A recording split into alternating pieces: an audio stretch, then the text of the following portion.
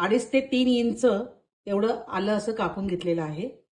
20 पाकळ्या लसणाच्या घेतलेल्या आहेत. हे मोठे मोठे लसूण पाकळ्या आहेत. लसूण आणि आलं थोडंसं जास्त घ्यायचं आहे. इथे मी 12 लवंगी मिरची घेतलेली आहे. ह्या तिखट असतात आणि हे चिकन आहे ते झणझणीत होणार आहे. त्यामुळे इथे मी लवंगी मिरची वापरलेली आहे. पण जर तुम्हाला वाटत असेल की लवंगी मिरची तिखट असेल तर तुम्ही त्याऐवजी दुसरी कुठलीही मिरची वापरू शकता कमी तिखटाची. इथे मी 1 वाटीभर कोथिंबीर घेतलेली आहे.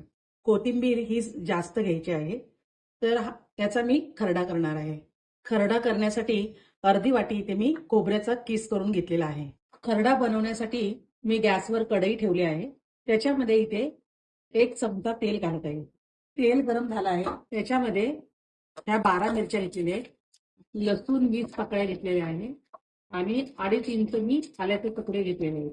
आता हे थोडंसं परतून घ्यायचं आहे. त्याच्यामध्ये अर्धा टीस्पून जिरं टाकत आहे. मिरच्याला बघा आता भाजल्या गेल्या आहेत आणि थोडंसं डाग पडले आहेत. त्याच्यामध्ये मी अर्धी वाटी किसलेलं खोबरं टाकत आहे. हे सुकं खोबरं घेतलेलं आहे.